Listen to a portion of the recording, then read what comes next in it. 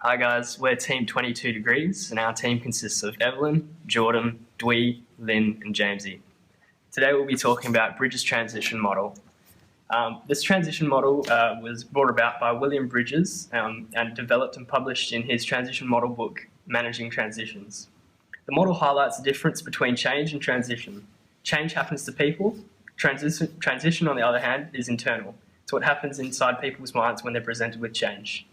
You can use the model to understand how people feel as you guide them through change. It has three distinct stages. First stage is the ending stage, losing and letting go. Second stage is the neutral zone, and the third stage is the new beginning. To illustrate Bridges' transition model more clearly and highlight the three stages involved, we'll be using an example of one of our team members' working experiences, whereby a significant and sudden change was imposed on them through the change of ownership of their workplace. Stage 1 of Bridges' transition model is letting go. People enter this initial stage of transition when you first present them with change. This stage is often marked with resistance and emotional upheaval because people are being forced to let go of something that they are comfortable with. There are three attitudes that people adopt during this stage, being disengagement, disidentification, and disenchantment. And along with these attitudes come a vast array of emotions such as fear, denial, anger, sadness, frustration. People have to accept that something is ending before they can begin to accept the new idea.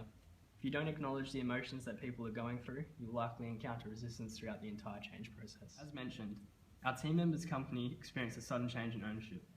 The initial owners were Australian, whereas the new owners were Chinese. As a result, there was a lot of disorientation, frustration, anger, and a sense of loss from the employees.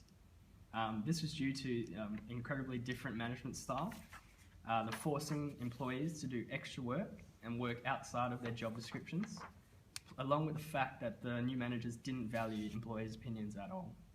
Leading into stage 2, neutral zone. Stage 2, similarly to stage 1, has three different phases. We have disorientation, disintegration, and discovery.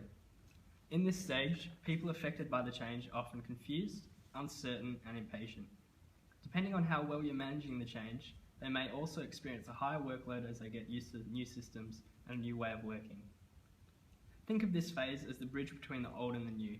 In some ways, people will still be attached to the old, while they are also trying to adapt to the new.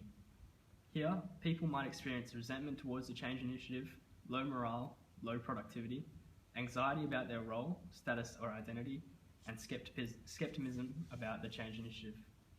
Despite these, this stage can also be one of great creativity, innovation and renewal. This is a great time to encourage people to try new ways of thinking or working.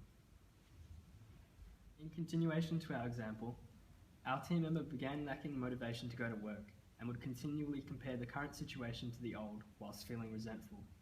Work productivity had decreased and management identified this as a problem and had begun to make a conscious effort to improve communication between themselves and employees.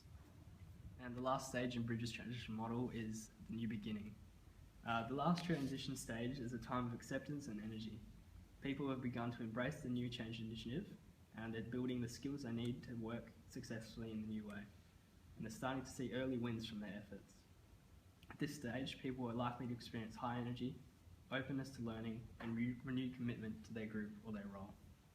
In relation to the example, managers encouraged more open communication where employees were able to voice opinions and concerns freely. Managers also finally understood that asking employees to do work outside of their job descriptions was unreasonable. This led to employees accepting the change and finally completing the transition process. Thanks for watching our video. And